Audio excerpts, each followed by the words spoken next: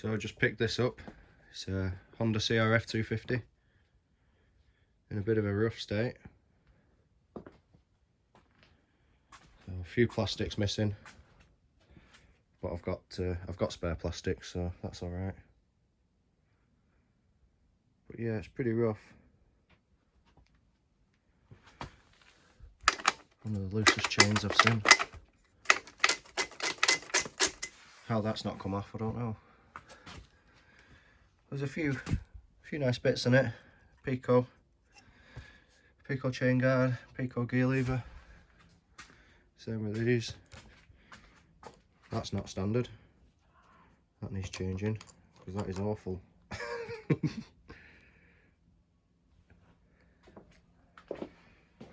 So yeah, there's a few nice bits on it. Brakes seem to be alright. Front's a bit spongy actually. That's not too bad. Rear brake works. Loads of play in the kickstart. So that needs sorting out. And it's not that bolt, because that bolt's tight. Tyres are good. Pads are good. And discs are a little bit worn, but not too bad. So yeah, she's a bit rough.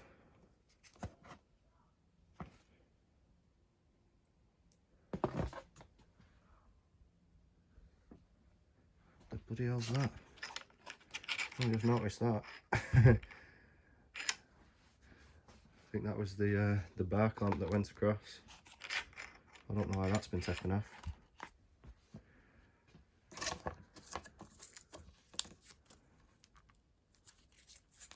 So I don't know if it runs. The chap said it runs. It's got good compression. I've gone through the gears. If there's no fuel in it, I should have took some fuel when I went to pick it up to see if it started, but I took his word for it. He said it runs. It's got aftermarket aluminium radiators. They're definitely not OEM. I think things are just a little bit bent, and so the suspension feels awful. The rear, it sits too low. It needs sorting out. So the chap said it was a 2013 and it was up at, I think it was 1,700 quid, 1,700 quid he wanted for it. But anyway, when I got there, I checked the frame number. So the 10th letter, 1, 2, 3, 4, 5, 6, 7, 8, 9, 10 is a B. You can see that B there. It's upside down, but so it's not a 2013, it's a 2011. So obviously, because he'd made a mistake, he said it was 2013. I offered him £1,000. He wouldn't take it, so we settled on 1,200 quid in the end. It's 1,200 quid for a Honda CRF isn't bad. So we'll do a compression test on it, see what that's at. Obviously check all the fluids, check the coolant, check the oil. I need to order some bits, needs a new chain. What's the sprocket like? Yeah, needs a new sprocket as well. They're pretty pointy. Front one, they're starting to curl a little bit. You can just see the teeth curling up. That's obviously where it's been grabbing the bits on the chain. So yeah, needs a new chain. It needs a new air filter. So I took that off. I just wanted to have a quick look inside, see how dirty things were, but it's pretty clean in there. I just wanted to see how well it's been looked after. It's got an Akrapovic exhaust. I don't know if this is standard. I'm not sure. It should have a cover on there. I'll try and source one of them. But yeah, don't seem to be any oil leaks. It seems pretty dry. Unless it's all leaked out and it's empty. But we'll soon find that out. So yeah, looking over it, it doesn't look too bad. There's a big dent in the swing arm there, if you can see that. Pretty big dent. Nothing we can do about that.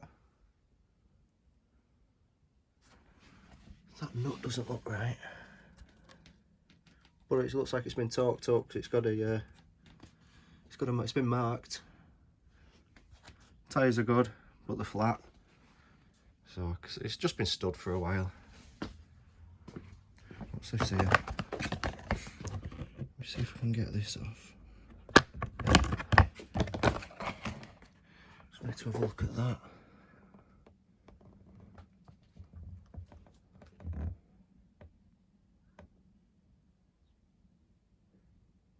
(7 to 11). Date 7th of the 11th. It's a shame the year's pulled off. That's a shame. But anyway, we'll check all that. These are brilliant, these things. Little damper. Don't know if it works yet, but we'll find out. So yeah, let's get into it. I'll jack it up, we'll do a compression test. Put some fuel in it, see if it'll start.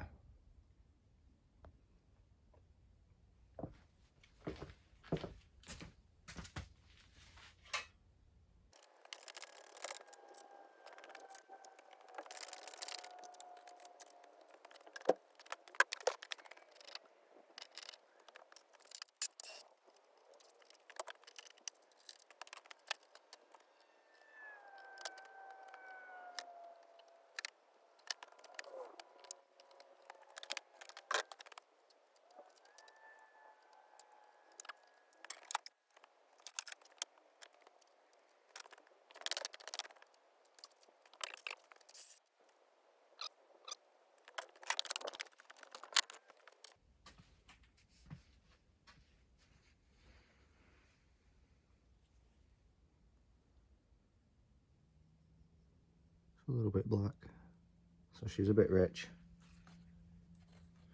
but it's fuel injected.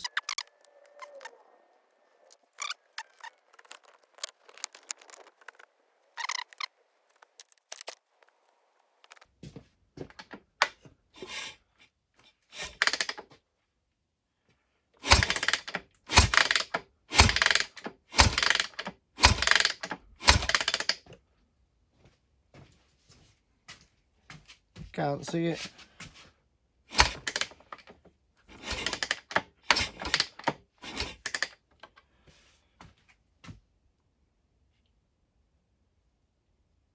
Yeah, I can't.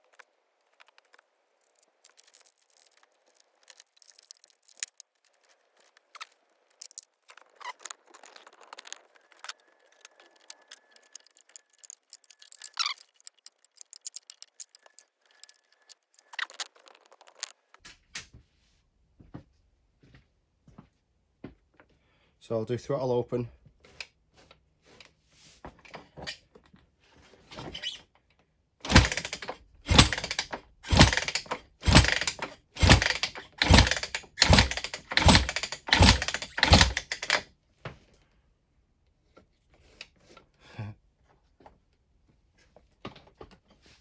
Get on the bike.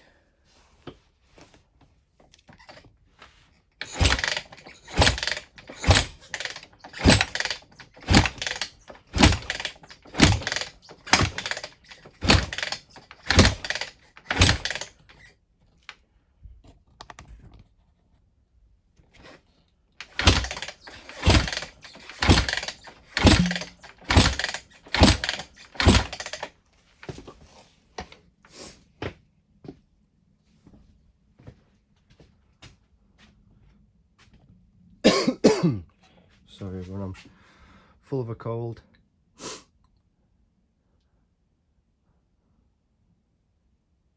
So it's almost 100 psi. So I'm not sure if it has a decompression mechanism. I'll have to find that out, but that could be quite low, that. You want at least 150. But like I say, it might have a decompression mechanism.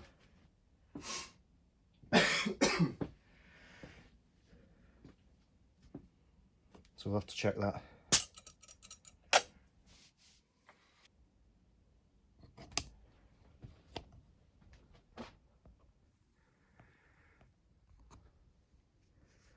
So I think I'll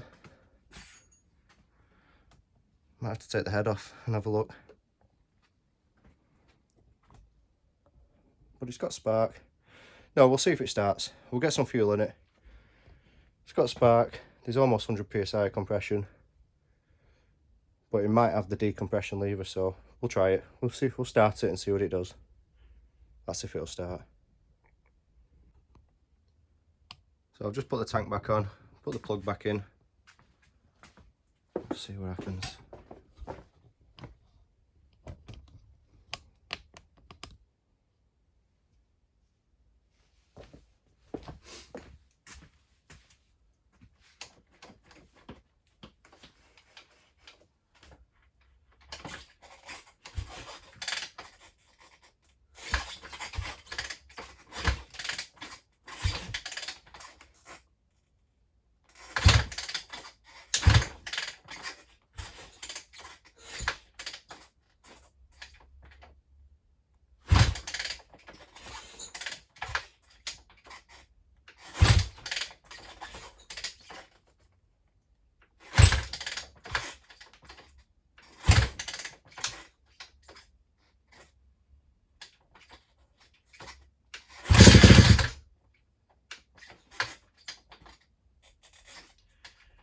Need to find that top dead centre. Right, there we go. This time, come on. Well, starts.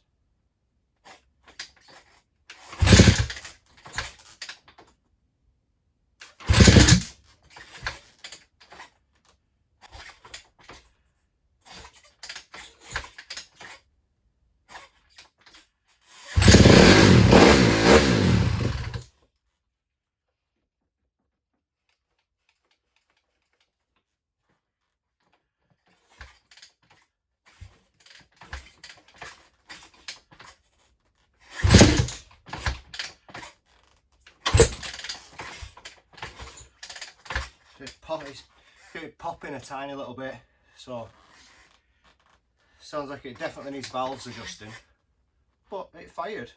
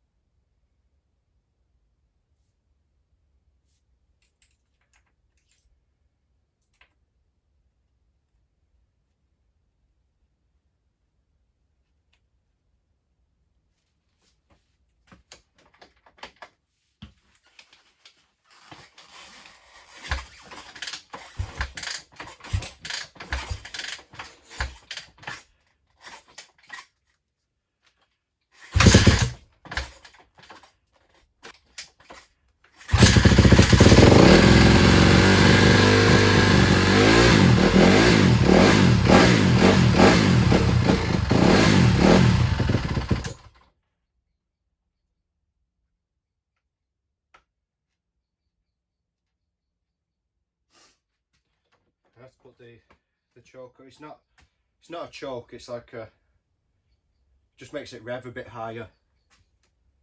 So there's a little yellow lever under here that you pull out, and I think you can turn it to adjust the revs as well, the idle. So I've just pulled that lever out. So let's see if it stays running now. Get some fuel into it. Right.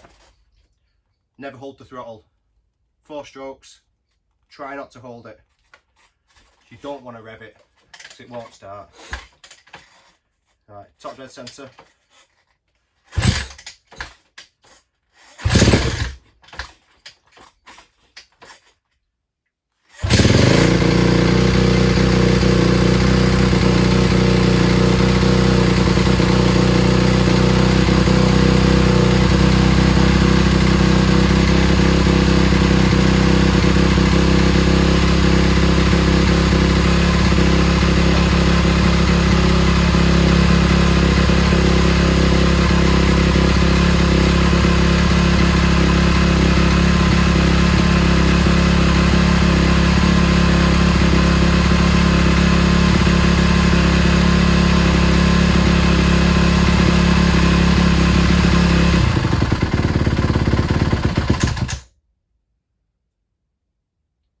That chain doesn't sound very well, so we can just make it idle a bit higher.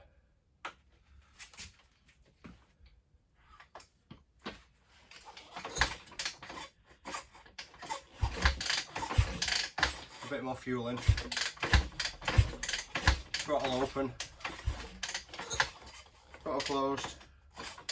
Top dead centre.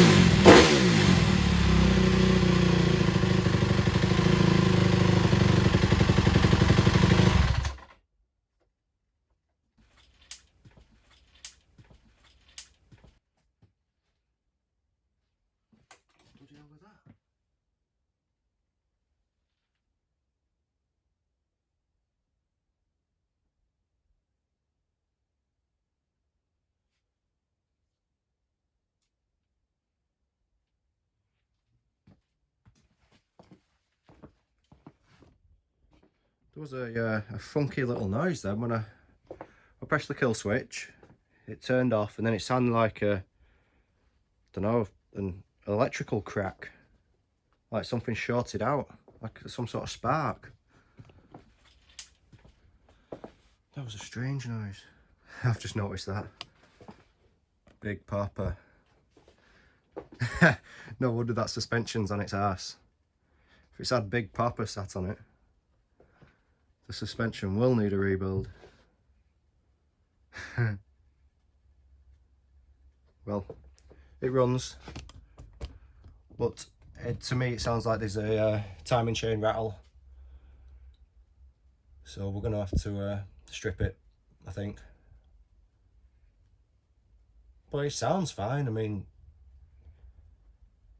obviously the 90 psi compression, it must have had a decompression lever in it, because it revs up nice.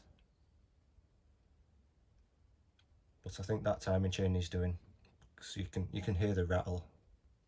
So I think I'll start taking it apart. I'll let it cool down and I'm not burning my hands on everything, and we'll whip this top end off and have a look at it. I'm just going to drain the coolant out of it. There's a few bolts down here that's holding the water pump on. One of them should have a copper washer on it. It looks like that one.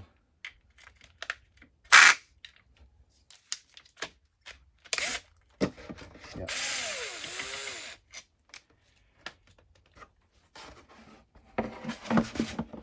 So if I take the radiator cap off, it should start spilling out.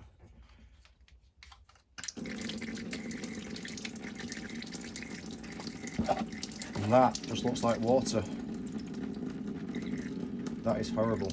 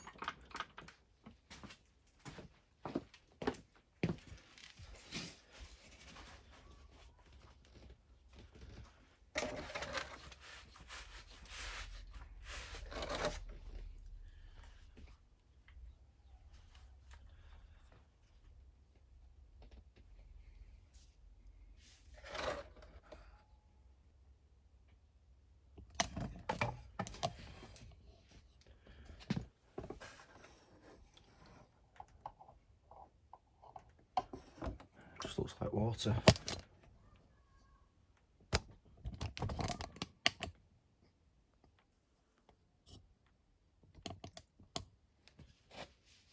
So I'll put that bolt back in. We'll start taking the top end down.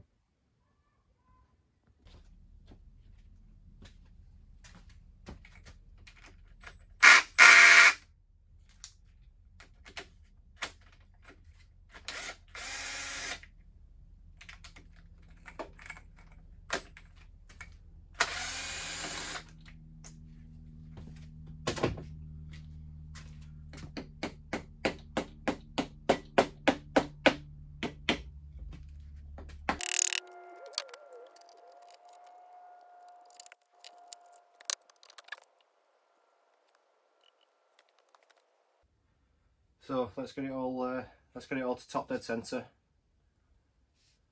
and I'll check the valve specs, check the clearances on that.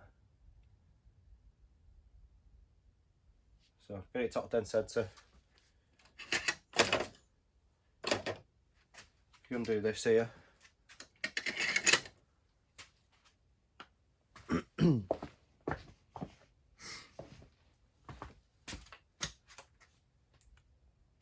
oh, that was tight. So undo that, Your timing mark will be inside there. So there's another cover on the other side.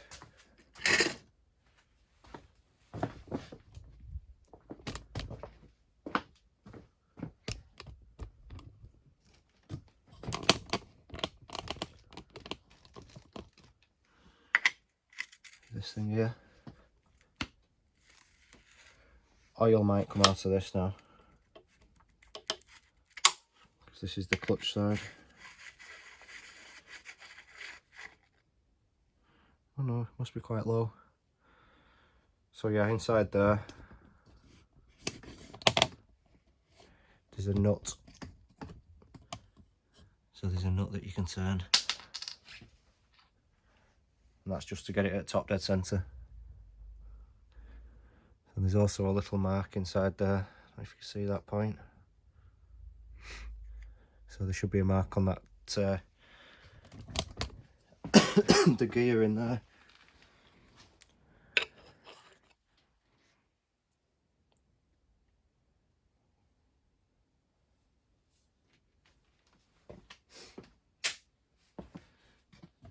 Just noticed as well,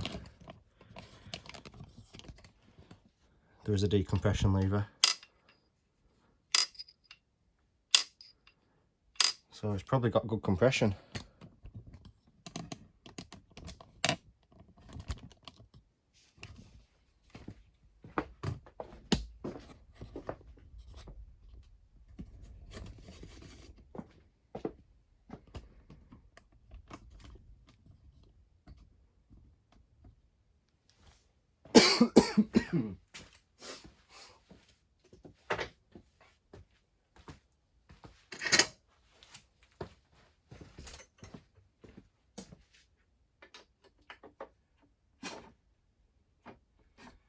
So yeah, put an Allen key in here now and get it to top dead centre.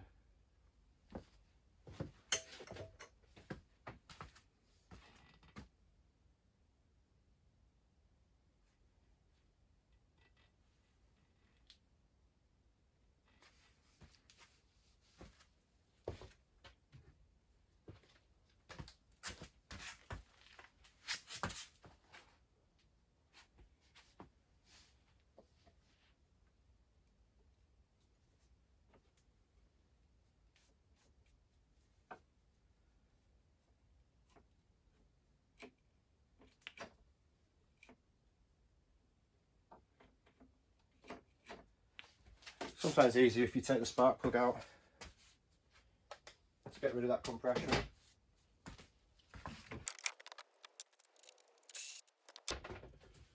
Should spin a lot freer now.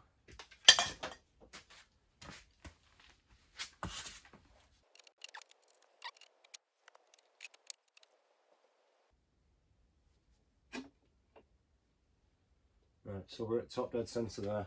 As you can see, just in there's a little mark. So that needs to line up with that point there. There's a little mark there. And on your cam, there should be two little lines. So a line there and a line there. You see them two. So they should be flat with the head. So that's how you know it's top dead centre. So they do say slappy valves are happy valves, but obviously the looser they are, the more wear it's going to put on the bike.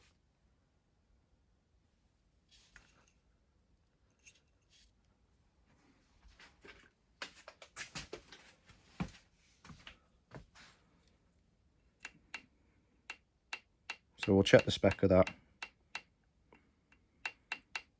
Might be slightly too big. And I can't quite get to the intake side, under the cam lobes. That's why it's easy to take the engine out sometimes. Well, we'll strip it down. I'll put a rag over it, see if we can pull some of this wiring loom out, make it easier to get to. So I might end up taking the throttle body off. So yeah, I might have to take the throttle body off and this back subframe, just so I can move some of these wires to be able to get the feeler gauge into the back. Can't quite see, but the other valves are under that one and that one. They're the intake valves.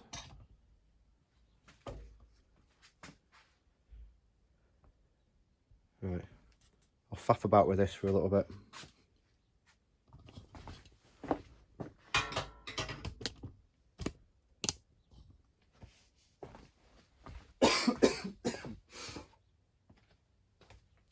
Cover that with a rag, a clean one.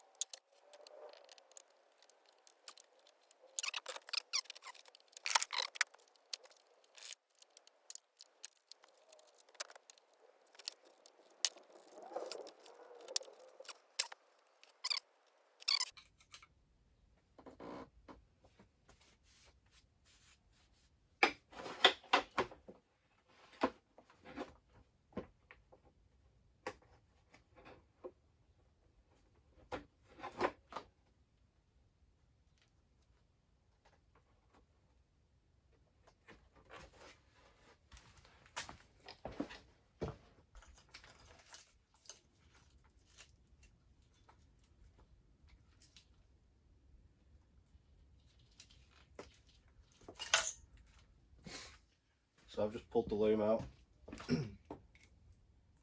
Dead easy. Just remembering where everything goes back. So, throttle body. I think I'll pull that out of the way as well, if we can.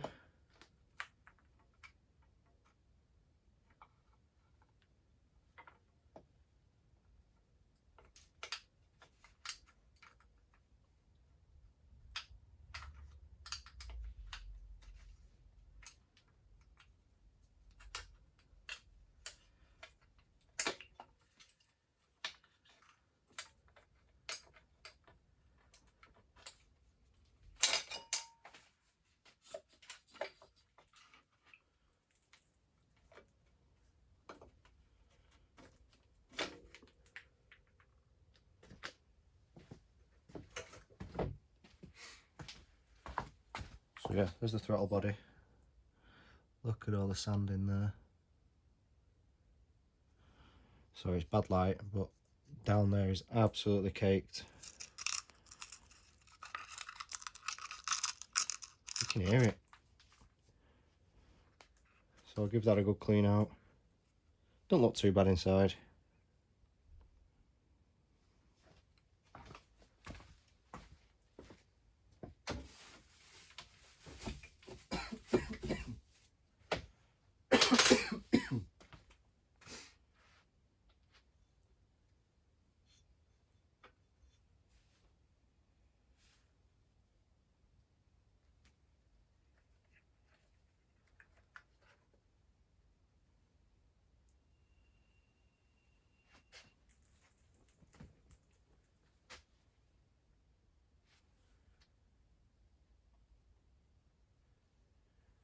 The chain doesn't feel too bad.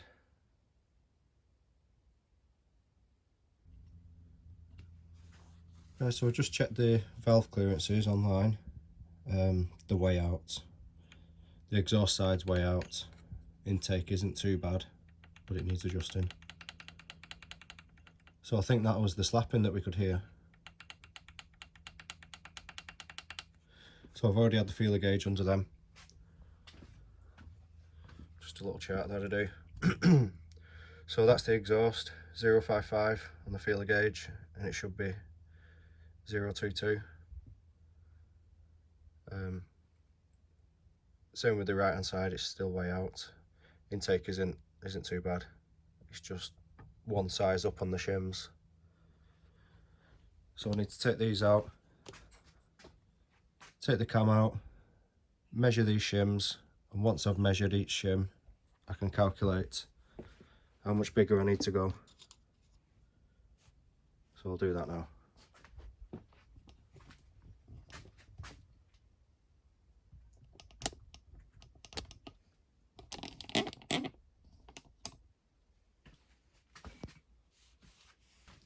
First job, I need to undo the cam chain tensioner. It's an 8.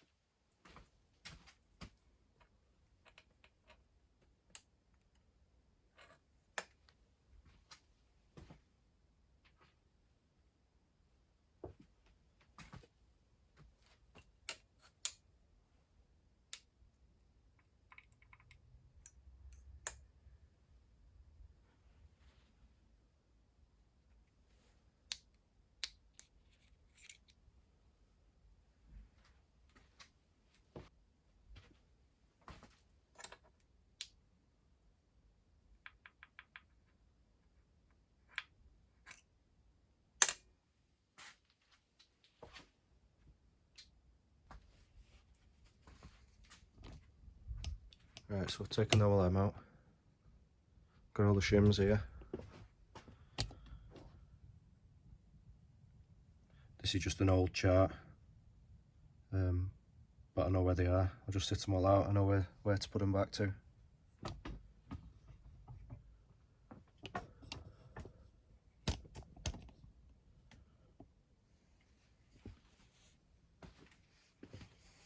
Just get your vernier calipers.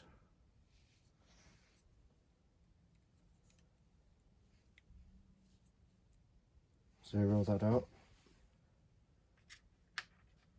So we'll try the left shim on the exhaust side. So there's a 2.40.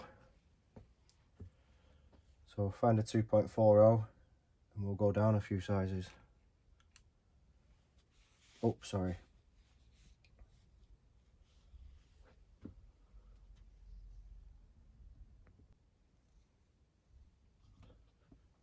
So what I need to do is, see, the exhaust is 022, so the closest one to that will be 020. So if that's the size,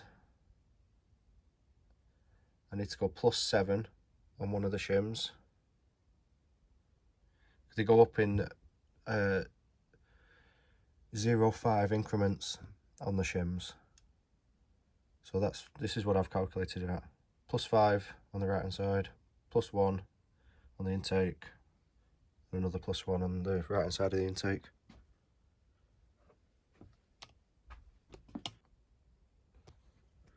Right, so I've got it absolutely bang on. So I'll just put it all back together. So yeah, it's absolutely bang on. So they've not changed too much. The exhaust has gone from 2.4. Right hand side's gone to 2.55, and the left hand side's gone to 2.6.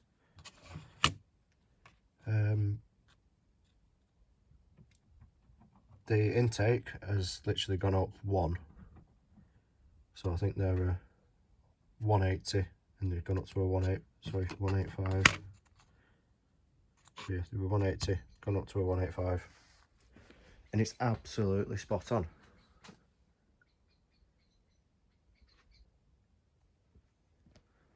Right, so I've spent a bit of time putting everything back together. I've redone all the loom, repositioned it. The plug for the CDI before came straight over the top of that, so the fuel tank was squashing it. So yeah, it just wasn't going the right way. It should go underneath, cut through there, and then plug in. But everything's just loose and been, cause it's quite an old bike, so I'll just put zip ties on things to hold them in place. Also, you couldn't get to the high rev lever because all the wiring was running over it, so you couldn't really get to it, but you can now. So I just need to plug the coil back in. Obviously put these back together, put spark plug back in, and I'll test it, see if she fires up. So there's a few little bits I'm going to do. I'm going to trim that pipe down because it's a bit too long. When the radiator is vaulted up to where it needs to be, that's really rubbing. So it's a little bit too long. I think it's because it's got aftermarket radiators on it. So I need to trim 20mm off that or so.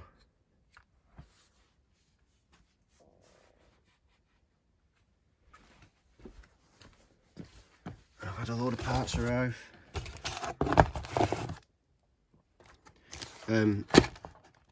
I had a spare piston, but luckily I don't have to do the top end. It's got good compression.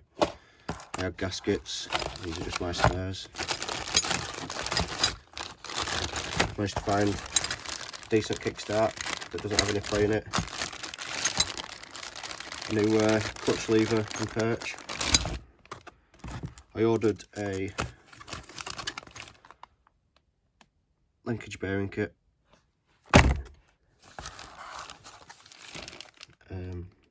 Chain and sprockets. So big sprocket, little sprocket, new chain, front and rear, wheel bearings. So that's the next job. Like I said, I'm not putting the piston in, so I'll just keep that as a spare. So I've put it all back together, put some different plastics on it. I've just changed the perch, if you remember. It feels so much better now. Got rid of that horrible bulky thing, whatever that is. But I've noticed on the front, it's got the wrong size bolt in there. So obviously that was the lever, and that was the bolt that was in there. It was just rattling around, so they should have a sleeve on it. Not a sleeve, sorry, a shoulder. See how that bolt's got a shoulder on it? But it needs to be wider to fit in there, and I haven't got one.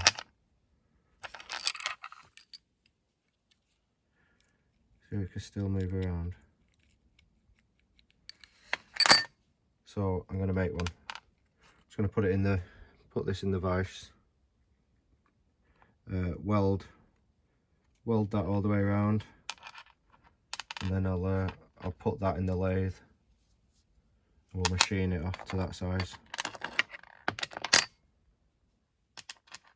So I'll weld this up and I'll show you what it's like when it's done.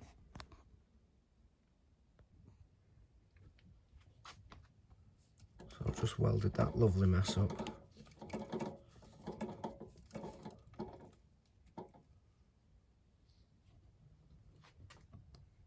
So I need to get that down to, it's 8mm, the inside of that lever.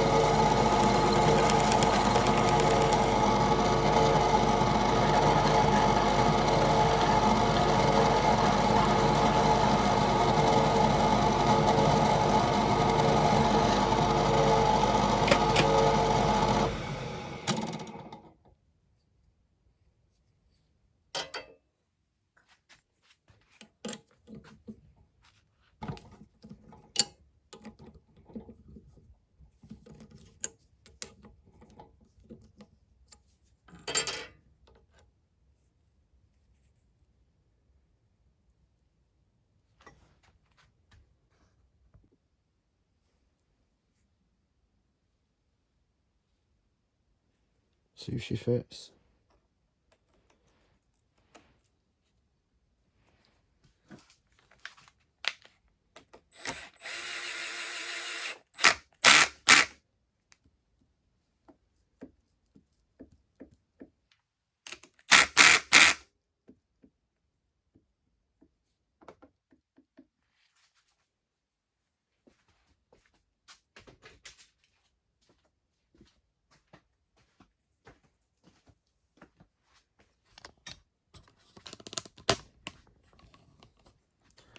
Well, it works.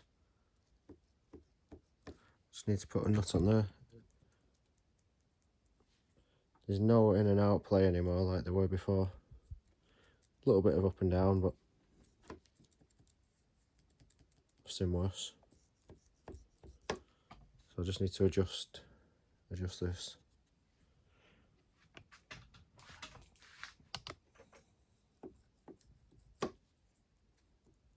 Sound. Good job.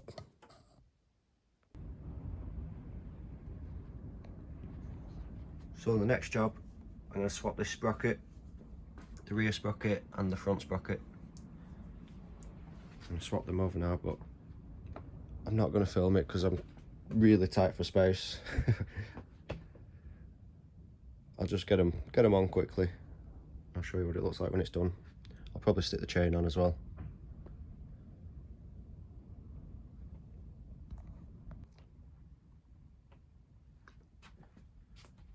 So I'll just put the rear sprocket on. I forgot about the bloody bearings. So I've cleaned everything up. It was quite tough to get off this wheel, to be honest. They were pretty seized up. Everything was rusted and corroded. The bearings were knackered. The hydrant over here. They hardly even turn. So for the bin. So I'll press these in. 2 go on the sprocket side and 1 single one on the disc side. Obviously, pressing them in, don't forget to get your tube in. Press one side in, drop your tube in, press the other side in. It's quite straightforward really, doing the bearings. So I'll do this and put it back together.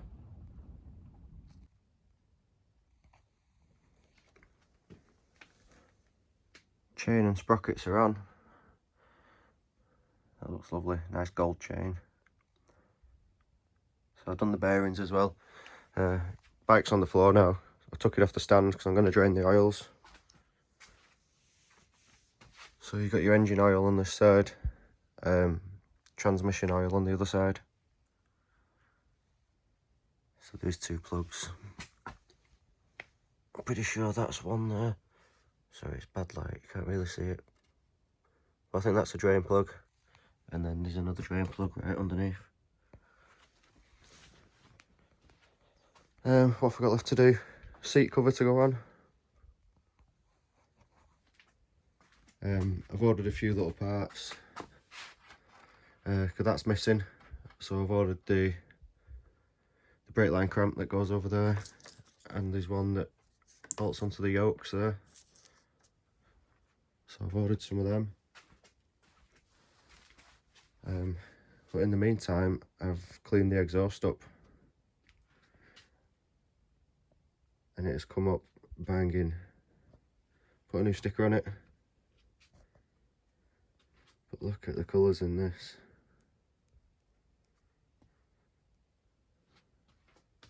I do love them colours. Titanium, that. Full titanium exhaust. It wouldn't have been cheap, this thing. So I'll put some pictures on of how it looked before, because it was a bit of a state. It's a shame about that little scratch there, but there's nothing I can do about that.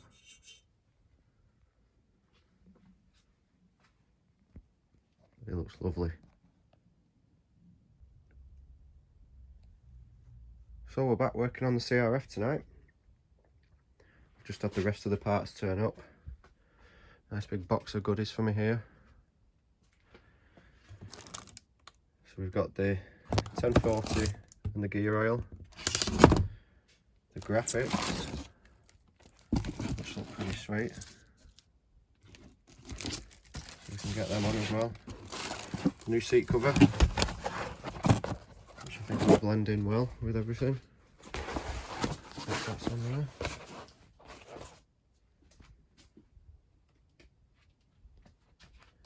We've got a new oil tube, some new grips, the new throttle tube, new air filter.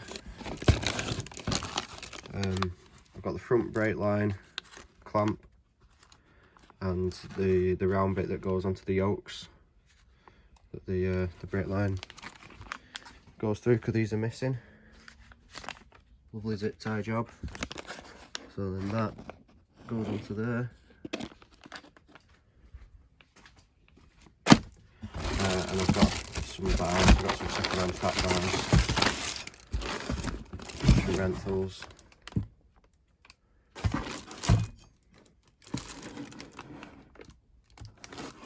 Didn't really need them, but I got them for a good price. And I think they'll look good on there. Basically just because of the wear. Other side's not so bad. So yeah, we'll get them fat bars on as well. So this is tonight's job.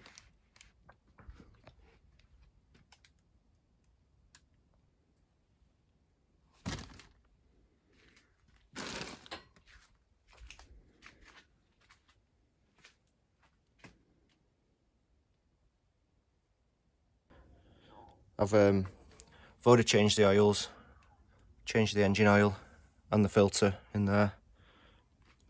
It's about 650ml of engine oil, and then the gearbox oil, just a lightweight oil, that's about 750ml, but there is a little drain plug there. Well, it's not a drain plug, the drain plug's underneath. That's the level fill.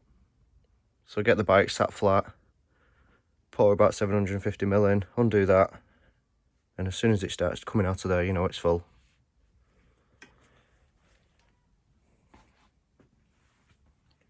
What else have I done? Fresh coolant.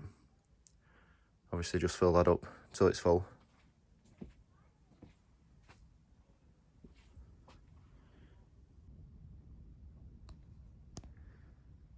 So when I put the bike on the ground to fire it up, I noticed there's loads of play in the steering head. So obviously I thought the bearings were knackered. I tried tightening that up, slackened everything off, loosened the nut off, and it won't tighten up anymore. And there's still loads of play in it when you pull the front brake and rock it about.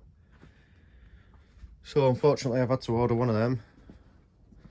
And I noticed when I put the new tube in, because that's done now, that's pumped up, there is a retainer, little retainer missing that the seal sits in. So I've had to order a new one. So we've got that. New steering bearings. And whilst I was messing around with that, the steering damper that's behind there just isn't working.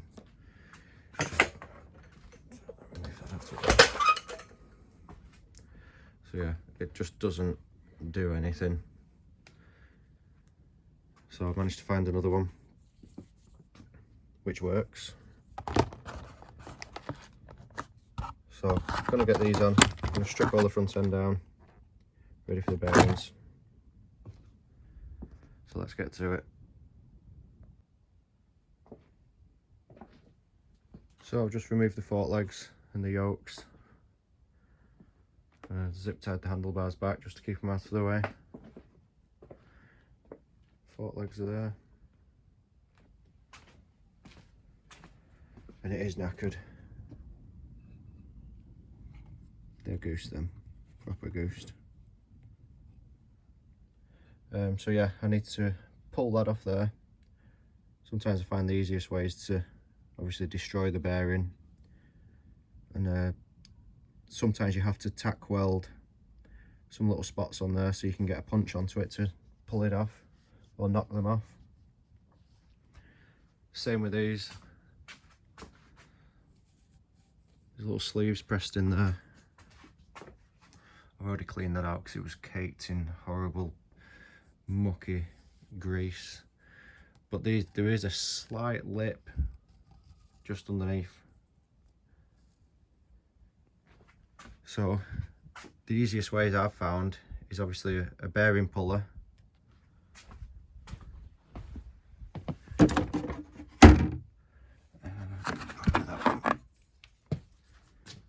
Something like that. So that piece of bar tightens up in there and it opens up and it can grip it.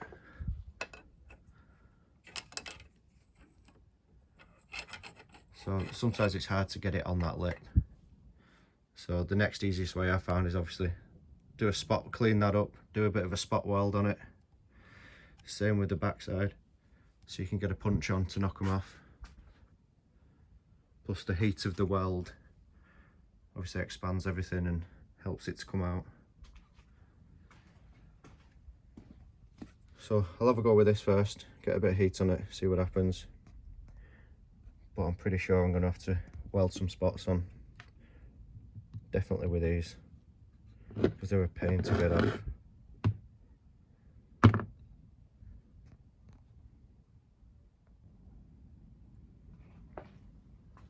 So we'll give this one a go first. So when you tighten that up, it opens up inside. It doesn't grip it too well though. And that's just a slide hammer. So you just give it a big pull and it comes out. But we'll get a bit of heat on it first.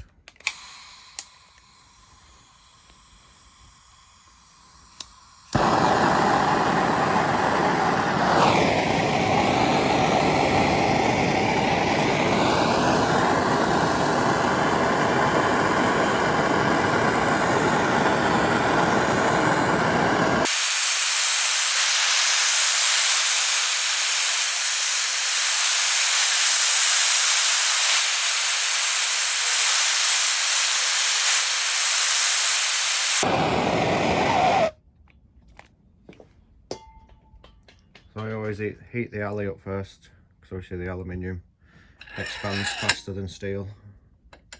So let's see what happens.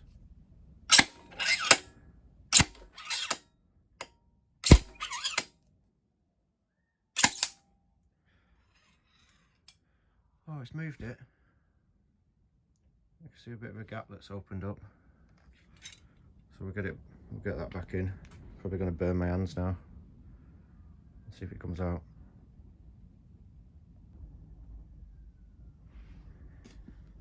So the bearing race, I've had to grind it down instead. You see how close I've got it. So it's not gone through yet. So what I'll try and do now is get a chisel on that edge, see if we can break it in half. So you just got to be so careful not to go through. So I'll get a chisel on it and try and break it. So I'll just hit it a few times with a chisel. You see how it's cracked. Absolutely perfect. All these marks that are on here was already on. So someone's attempted to do this before. So just having that crack in there makes it so much easier to slide off. So now I'll just tap this edge with a screwdriver and it'll slide off. Right, so I've got the new bearing on. I'm going to drop the seal in first. There's another one here to go on the top.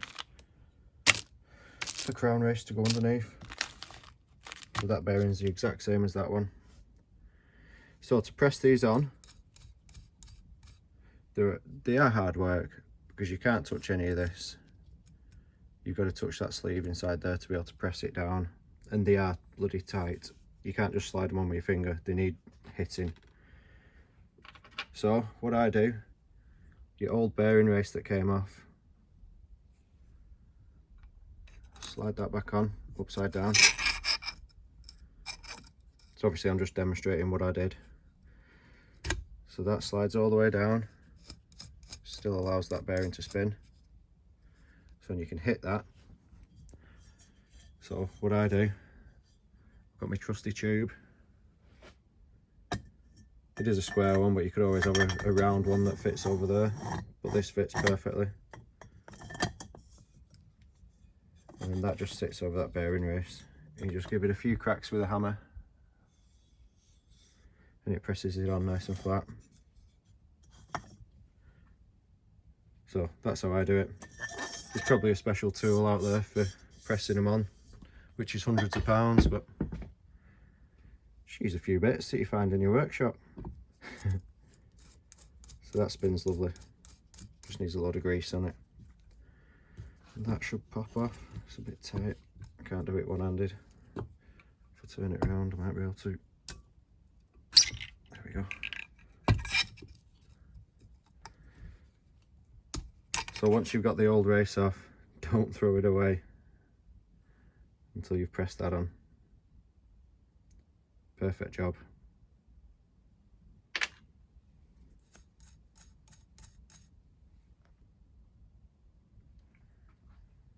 So next job is to get the crown races pressed in. So plenty of grease on, and that needs pressing in there. So what I do,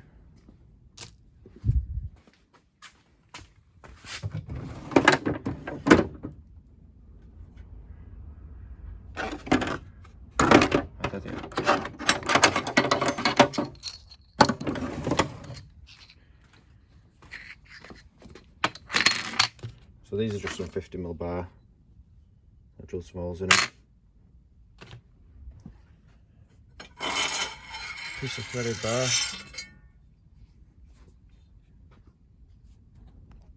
So, tell you what, I'll put my phone down.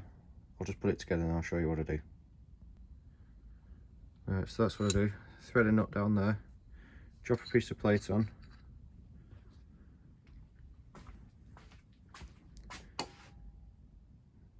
That goes up through there.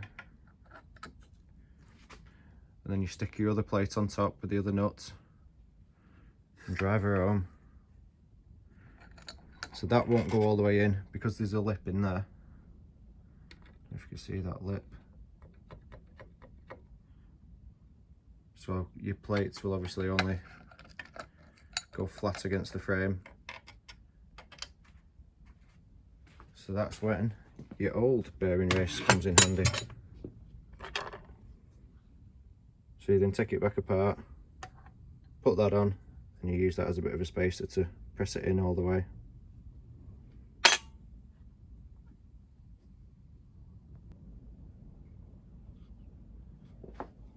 So sometimes when you're tightening this nut on the top, it can start going a little bit wonky. So what you need to do, just have a look at how that bearing race is sitting. You can just give your plate a bit of a tap to square it up. If I undid that now, it'd stay in, because that's lined up square.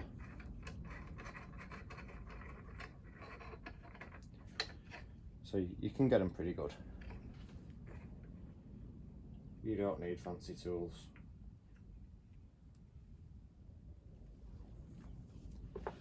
Right, so I'll get my impact socket on there and give it a drive in.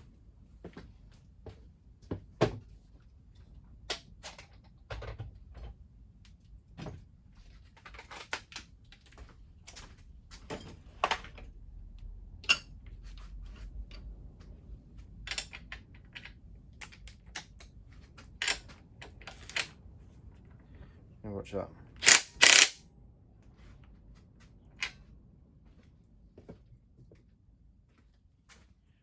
So so you can watch what it's doing. If it starts going a bit wonky, just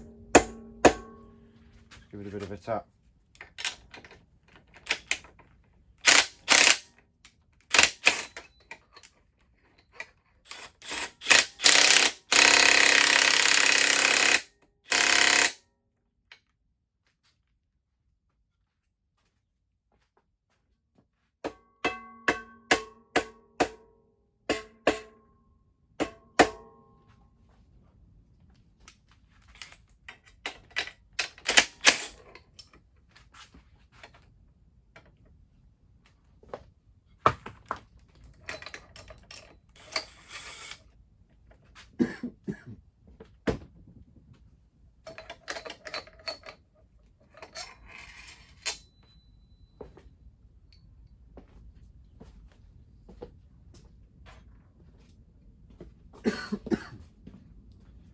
So, like I said, get the old bearing race.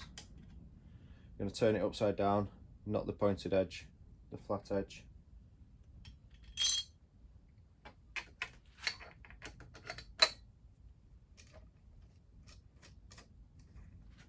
So it's quite tricky this to get it all lined up.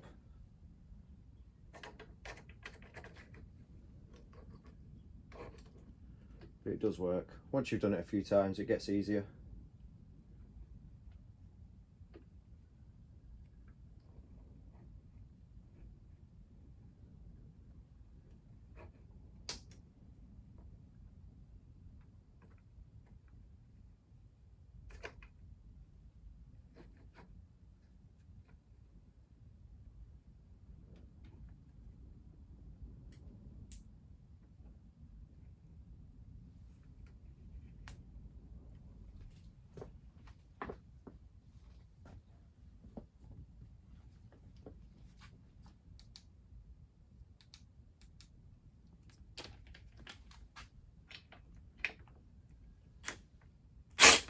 Ah, bloody hell, I had the drill on backwards. Schoolboy.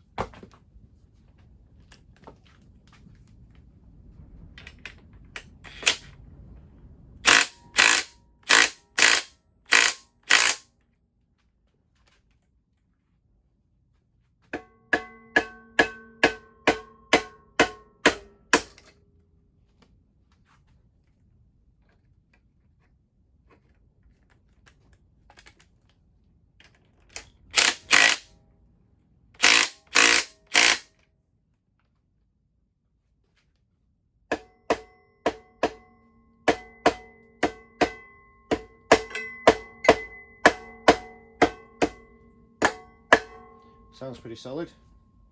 You know it's pretty solid because the bar doesn't come loose when you hit it.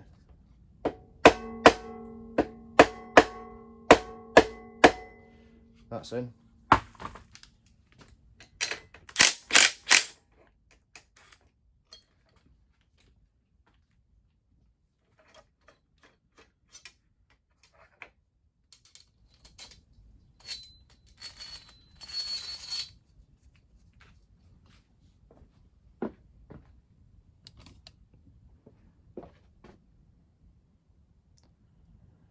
Pressed all the way in, very nice. So you just repeat the process for the top.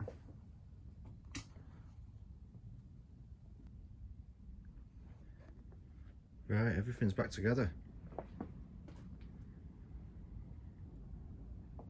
So I think I'll give her a fire up, see what happens. First start up.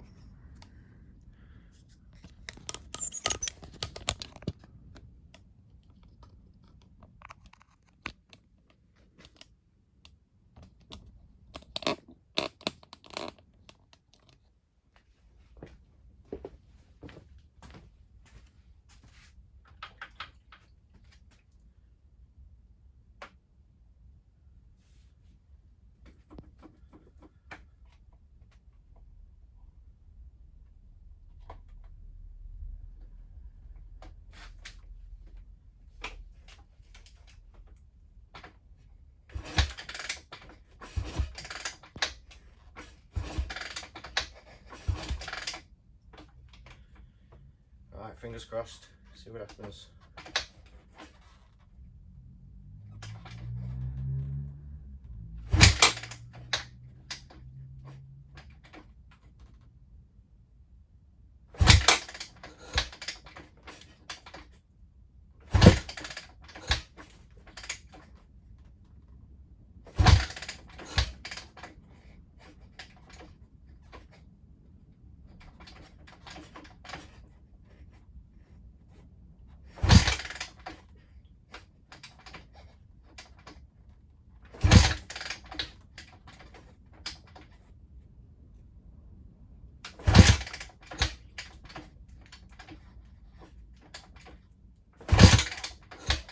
Oh, she's thinking about it.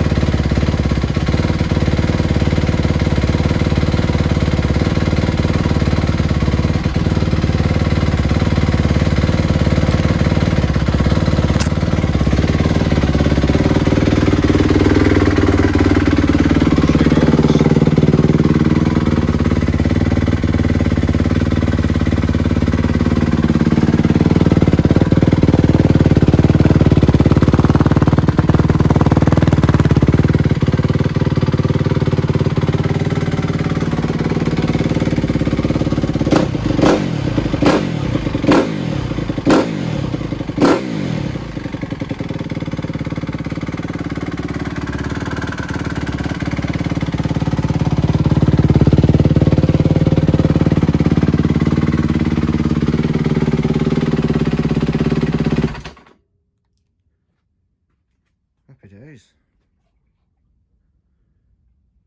She runs.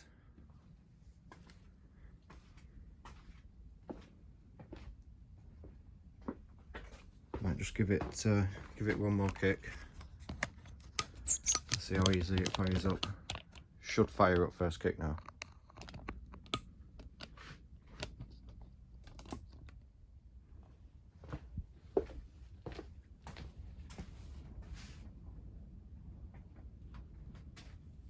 If I can get top dead centre, it should fire first kick. Oh, I think it's there.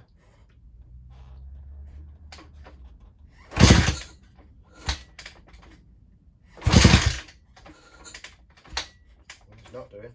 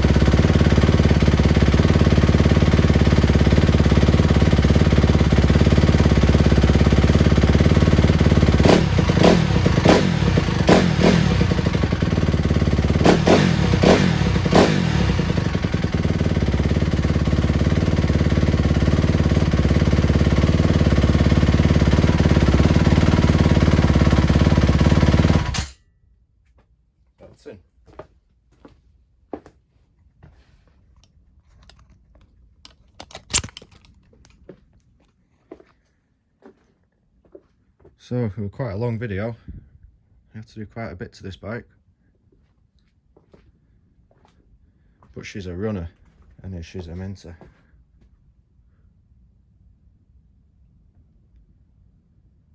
So when the weather gets a bit nicer, I'll take it out for a test ride,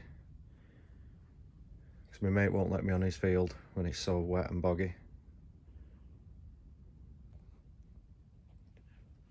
So I'm glad the rattling was just the valves that needed adjusting. Obviously they was